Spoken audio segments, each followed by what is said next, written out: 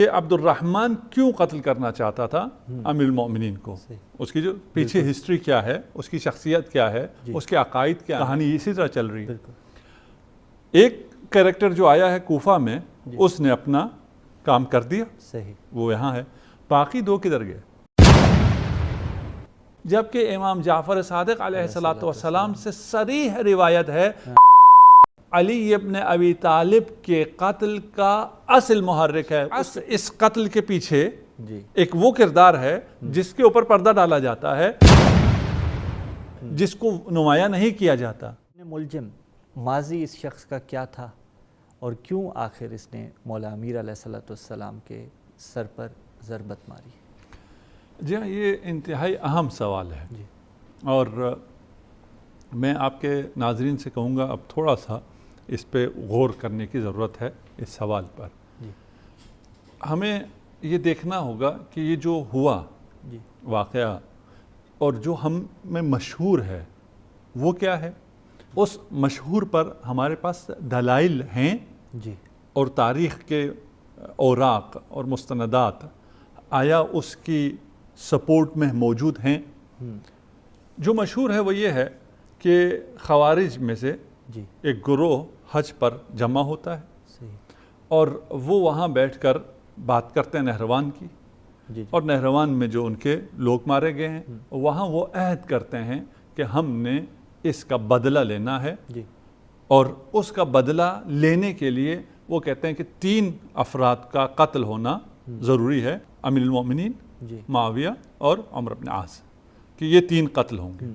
ان 3 کے قتل ہونے کے لیے 3 لوگ وہاں پر متعین ہوتے ہیں یا 3 لوگ اپنے آپ کو والنٹیئر کرتے ہیں۔ ان میں سے ایک عبد الرحمن ابن ملجم مرادی ہیں، دوسرا برق بن عبداللہ تمیمی ہے اور یہ کہتا ہے کہ میں معاویہ کی جان لوں گا، اور تیسرا عمرو بن بکر تمیمی ہے اور یہ کہتا ہے کہ میں عمرو بن عاص کی جان لوں گا، اور یہاں یہ عہد و پیمان کرتے ہیں اور یہ کہتے ہیں کہ ہم رمضان میں ایک رات مشخص ہوتی ہے 19 کی رات کو ایک ساتھ ہی ہم یہ پلان کرتے ہیں، اور ایک روانہ ہو جاتا ہے شام کی طرف، ایک روانہ ہوتا ہے مصر کی طرف، اور ایک آ جاتا ہے کوفہ۔ اس کے بعد ہم نے یہ دیکھنا ہے کہ عبد الرحمن کیوں قتل کرنا چاہتا تھا امیر المومنین کو، اس کی جو پیچھے ہسٹری کیا ہے، اس کی شخصیت کیا ہے، اس کے عقائد کیا ہیں۔ ابھی جو ہم نے ابھی تک جو واقعہ سنا اور تاریخ میں مشہور ہے کہ یہ خوارج میں سے تھا، اور خوارج کے اس اجتماع میں جو کہ مکہ میں حج کے موقع پہ ہو رہا ہے وہاں یہ فیصلہ ہو رہا ہے۔ اس کا مطلب یہ ہوا کہ عبد الرحمن کو بھی خوارج میں سے ہونا چاہیے، جبکہ اگر ہم تاریخ میں دیکھیں، اور آپ نے خود بھی کہا نہروان میں یہ خوارج کے ساتھ نہیں تھا، جی بالکل ایسے ہی، ایک اس کے بعد بھی کسی بھی تاریخی سند میں اس کا خوارج سے تعلق ثابت نہیں ہوتا ہے۔ خوارج میں ابھی بھی جو فرقے موجود ہیں، خوارج میں اس کے بعد نہروان کے بعد پھر اور بھی فرق بن گئے، اور عباضیہ ابھی ہیں، عباضیہ ابھی بھی نہروان اس کو عبد الرحمن کو اون نہیں کرتے، اگرچہ ان کے نزدیک اس کا عمل اچھا عمل ہے، خوارج کے نزدیک یہ عمل مستحسن عمل ہے، اور ان کے نزدیک کی بات کر رہا ہوں، اور جس نے بھی یہ عمل کیا اس کی وہ حمایت کرتے ہیں، مدح کرتے ہیں، وہ ایک الگ مسئلہ ہے۔ لیکن آیا یہ خود خارجی تھا یا خارجی نہیں تھا؟ خوارج میں تھا ہی نہیں تھا، یہ خوارج میں سے تھا ہی نہیں، اور جب یہ خوارج میں سے تھا ہی نہیں تو اس کے لیے یہ کہنا کہ اس کا انگیزہ، اس کا دافع، اس کا کیوں اس نے یہ کام کیا اس لیے کہ اس کو بدلہ لینا تھا خوارج کا، یہ بات صحیح معلوم نہیں ہوتی۔ اور بھی شواہد ہیں، ہم بعد میں شاید اس میں سے کچھ کی طرف اشارہ کریں۔ دوسرا یہ کہتے ہیں وجہ کیوں قتل کیا امیر المومنین کو، قطام نامی ایک حسینہ تھی کوفہ میں، اور اس کے کہنے پہ یہ کام اس نے کیا، اس کے عشق میں گرفتار ہو گیا اور اس نے کہا میں تم سے شادی کرنا چاہتا ہوں، اور اس خاتون نے کہا کہ میرا مہریہ ہی یہی ہے کہ تم امیر المومنین کو قتل کرو۔ تو ادھر اس کا مکالمہ تاریخ میں موجود ہے کہ یہ تو کوئی مہریہ ہوا نہیں، کہ اگر میں قتل کرتا ہوں تو میں خود باقی نہیں رہوں گا، لیکن عشق تھا اور اس عشق میں اس نے یہ کام کر دیا۔ یہ دوسرا وہ دافع بیان کرتے ہیں، وجہ بیان کرتے ہیں۔ تیسری وجہ یہ بیان کرتے ہیں کہ یہ مسئلہ عشق کا بھی نہیں تھا، یہ مسئلہ بدلہ لینے کا بھی نہیں تھا، یہ مسئلہ قبائلی تھا۔ بنی مراد کو مشکل تھی امیر المومنین سے، اور یہ بنی مراد کا بندہ تھا کیونکہ بنی مراد کے بہت سے افراد قتل ہوئے جو جنگیں ہوئی ہیں، تو نہروان بھی ہے، صفین بھی ہے، باقی بھی، اور ان تمام چیزوں کی وجہ سے بنی مراد کو مشکل تھا۔ اسی لیے کہتے ہیں کہ شب ضربت بنی مراد کا ایک آدمی آ کے امیر المومنین کو خبردار کرتا ہے کہ ہمارے قبیلے والے آپ کو قتل کرنا چاہتے ہیں، آپ کو شہید کرنا چاہتے ہیں، آپ ذرا ہوشیار رہیے۔ بس یہ 2-3 چیزیں تاریخ میں جو آتی ہیں، تبری نے آ کے ان تینوں کو جمع کیا ہے۔ صحیح، یہ بھی تینوں اقوال، تینوں وجوہات کو، اقوال نہیں وجوہات، یہ تینوں وجوہات جمع ہو گئی۔ مکہ میں وہ نشست ہوئی اور وہاں پہ ابن ملجم مرادی نے یہ فیصلہ کیا اور وہ آ گیا کوفہ۔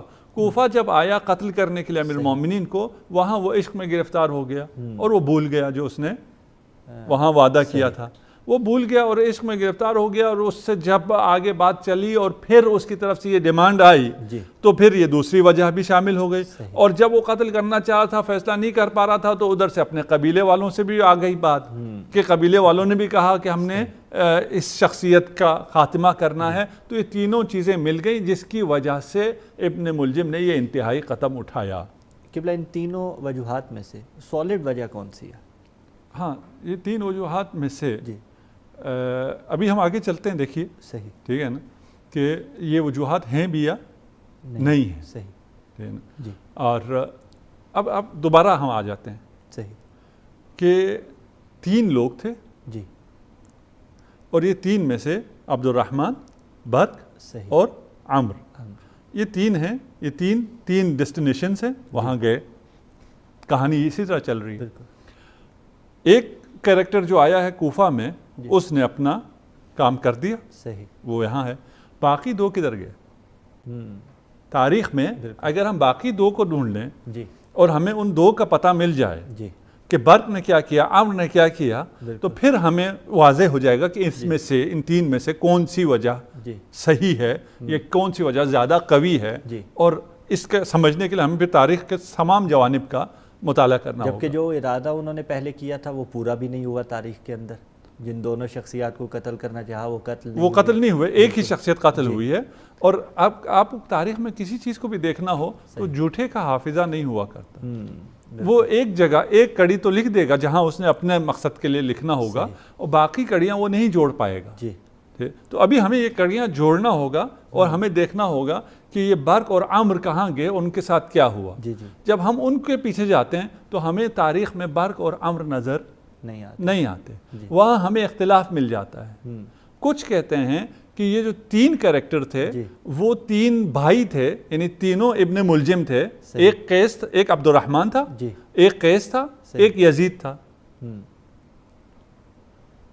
بس باقی 2 جو کریکٹر ہیں، یہ جو اجتماع ہوا ہے مکہ میں، یہ جو داستان ہے، اس داستان کے مطابق وہ باقی 2 کریکٹر ہمیں چاہیے، وہ باقی 2 کریکٹر نہیں ملتے۔ صحیح، اس روایت میں ملتے ہیں جو ہم نے ایک روایت آپ کے سامنے پیش کی۔ اس کے بعد یہ کوئی معمولی حادثہ نہیں ہے کہ جب یہ گئے ہیں اور جا کے ان دونوں نے حملہ کیا ہے، اور جب وہ حملہ کیا ہے تو اس کی ڈیٹیل بھی سامنے آنی چاہیے تھی، جیسے یہاں کوفہ سے یہ ڈیٹیل سامنے آ گئی ہے، وہاں پھر کہا جاتا ہے کہ وہ تو قیس اور یزید تھے، وہ اصل برق اور عمر نہیں تھے، یعنی وہ کون تھے میں بھی اختلاف ہے، ہمیں تعیناً ملتا بھی نہیں ہے کہ وہ باقی 2 کون تھے۔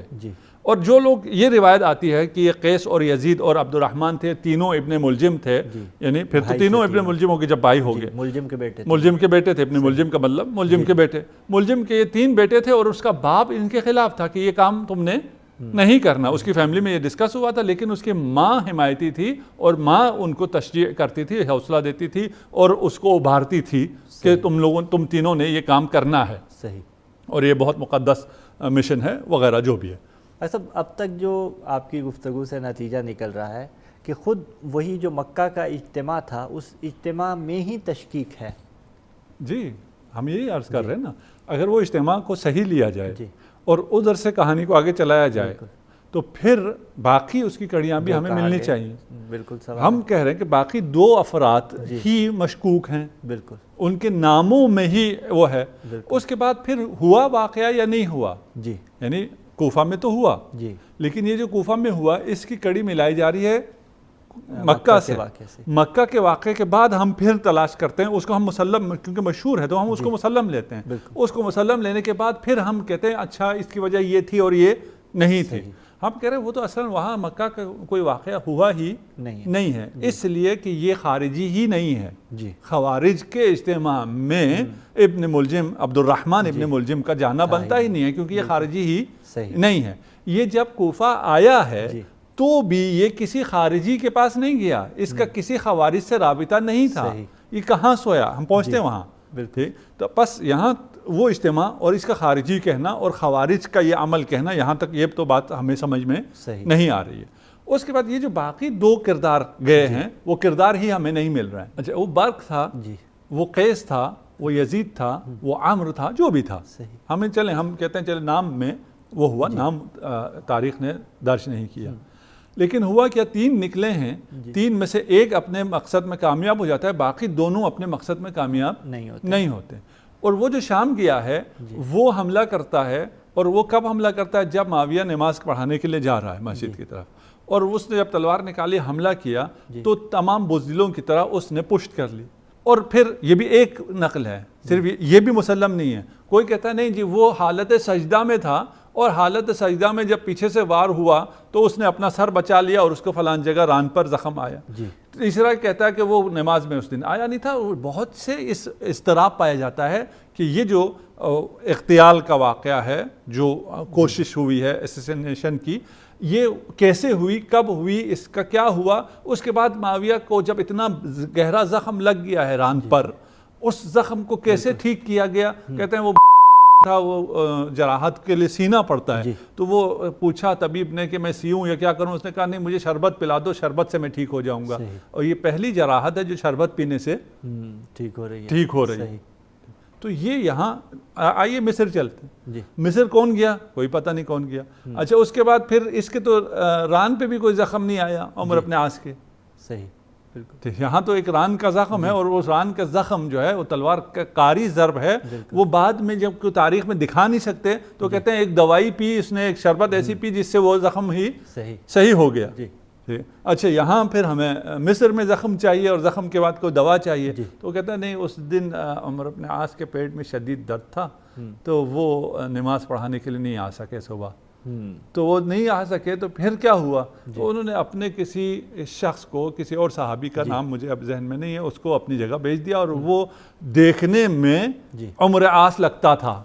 اب دیکھیے کتنے اتفاقات، اور یہ بالکل فلم وہی چل رہی ہے جو آج کل ہالی ووڈ یا بالی ووڈ بناتا ہے، ٹھیک ہے نا، کہ وہ جناب اس کے پیٹ میں بھی درد ہو رہا ہے، وہ نہیں آ پا رہا ہے، اس کی جگہ جو آ رہا ہے وہ اس کا قد کاٹ بھی بالکل اسی کی طرح ہے، اس کا حلیہ بھی بالکل اسی کی طرح ہے، اور یہ جو اس کا قاتل اس کی ریکی میں ہے، دیکھ رہا ہے، جانتا ہے، وہ نہیں پہچان سکا اور اس نے اس غریب صحابی کو قتل کر دیا۔ اگر قتل ہوا بھی تو ہے کہاں، وہ کون تھا؟ بالکل وہ قتل ہو گیا، یہ بچ گیا۔ صحیح، یہ دو بچ جاتے ہیں، اور وہ ایسے اتفاقات ہوتے ہیں، اور ان کو قاتل کرنے والا کون ہے ان کے کوئی عطا پتہ نہیں ملتا ہے۔ اور ایک عبد الرحمن ان تین کریکٹرز میں سے جو مکہ سے چلا ہے اس سٹوری کے مطابق، یہ ایک اپنے مقصد میں کامیاب ہو جاتا ہے۔ اس کا مطلب آغا صاحب یہ بات تو طے ہوگی کہ یہ خوارج نہیں تھے۔ ہاں، یعنی جو عبد الرحمن ابن ملجم نے عمل کیا ہے وہ خود بھی خارجی نہیں تھا، خوارج کی طرف سے نہیں تھا، اور یہ حملہ خوارج کی طرف سے نہیں تھا، اور یہ کسی ایک فرد کا عمل نہیں تھا۔ اللہ اکبر۔ یہ کہانیاں کیوں بنائی گئی ہیں؟ یہ کہانیاں اس لیے بنائی گئی ہیں کہ کچھ لوگوں کو بری و ذمہ کرنا تھا، اصل لوگوں کو ان پہ پردہ ڈالنا ہے، اور پھر خوارج پر ڈال دیا۔ خوارج کو سب کے لیے کوئی مشکل نہیں ہے، آج کل بھی جس کو بھی آپ دہشت گرد کہنا چاہیں اس کو آپ خارجی کہہ دیتے ہیں، خوارج کہہ دیتے ہیں، بہت آسانی سے کہہ دیتے ہیں۔ تو اس لیے وہ ایک آسان ٹارگٹ تھا، سافٹ ٹارگٹ تھا، ان کے لیے کوئی مشکل بھی نہیں تھا، یہ ذمہ داری ساری وہاں ڈال دی گئی۔ ہم کہتے ہیں اگر یہ خارجی تھا، خوارج میں سے تھا، اور جب یہ مدینہ آیا ہے، کوفہ میں آیا ہے، تو پھر وہاں اس کا رابطہ خوارج سے کیوں نہیں تھا؟ وہ کہاں رہا اس رات کو؟ وہ کہاں سویا؟